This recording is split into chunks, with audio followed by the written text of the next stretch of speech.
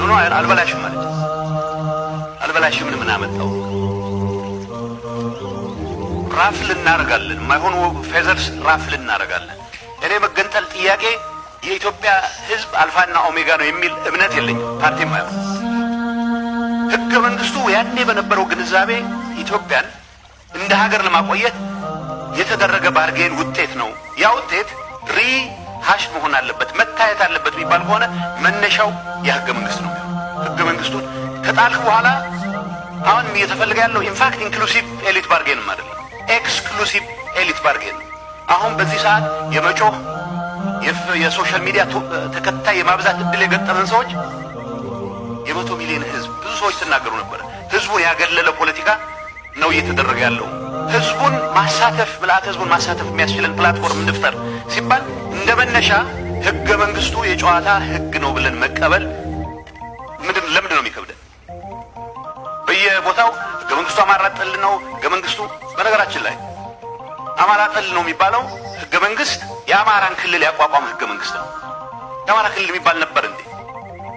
እኔ ሳድግ ዩኒቨርሲቲ እስከገባ ድረስ ወሎ ነበር፣ የወሎ ክፍለ ሀገር ትግርኛ ተናጋሪ ነው። ትግርኛ ተናጋሪዎችን አንድ ላይ ሰበሰበ ስርዓት ነው የተፈጠረው። ሪኮንፊገር ይደረግ ከተባለ ወደ አማራ ክልል የሚመለስ ቦታ አይኖርም። ወደ ወሎ፣ ወደ ጎንደር፣ ወደ ጎጃም ህገ መንግስቱ መነሻ እናድርገው ማለት መታየት የለበትም ኢሹ አይነሳም ማለት አይደለም። ከተነሳ ህገ መንግስቱን ማዕከል አድርገን ካልሰራን በስተቀር የፍጅት ፕሪስክሪፕሽን ነው የሚሆነው የሚለውን ግልጽ ሆነን መነጋገር መቻል አለብን። ከምርጫ አንጻር ማን ነው ወሳኝ? ምርጫ ኢህአዴግ እንደማያሸንፍ ሲያውቅ የሚያራዝመው በፓርቲዎች መካከል የመፎካከር ፓሪቲ እስኪፈጠር ምርጫ ይራዘም የሚባል አንቲ ዲሞክራቲክ ነው እንዳስተሳሰብ። ምርጫ ይደረግ ስል እንደኔ በግሌም እንደ ፓርቲ ምርጫ መደረግ አለበት እኮ ብሎ አንደኛ ስልጣኑ አይደለም ምርጫ ህገ መንግስቱ ያስቀምጣል። በየ5 ዓመቱ ምርጫ መደረግ መቻል አለበት። እዚህ ላይ ኮምፕሮማይዝ የማድረግ መብት ማን ሰጠን? ግን ድፍረቱ አለ። አሁን ኢህአዴግም ምርጫው መደረግ አለበት ብሎ ወስኗል።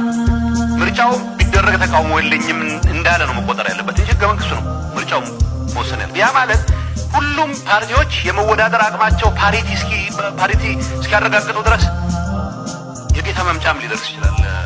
ምርጫ ሳናገር ምርጫ ማድረግ ያለብን የህዝብን ኢንተረስት ጌጅ የምናደርግበት ህገ መንግስታዊ ስርዓት ከነ ችግሩም ቢሆን ዴሞክራሲያዊ ስርዓት ከነ ችግሩም ቢሆን ምን ለማመድበት ኤክሰርሳይዝም ስለሆነ ጭምር ለምንድን ነው ምርጫ መደረግ አለበት ብለው አንደኛ ሁላችሁም ያመናችሁት ኢህአዴግ የሌጂቲሜሲ ክራይሲስ ገጥሞታል እያላችሁ በእኔ እምነት ኢህአዴግ አሁንም ቢሆን ጄኔሬትድ ክራይሲስ ነው የሚል እምነት አለኝ። የሰላም የጸጥታ የሚባሉ ጉዳዮች ራሳችን ስራችን ባለመስራታችን ብቻ የተፈጠሩ ናቸው። ሌላውን ኢንፎርም ማድረግ አለብን። የስ እነዚህን ችግሮች ለመፍታት ቁርጠኝነት ብቻ ነው የሚበቃው። ስለ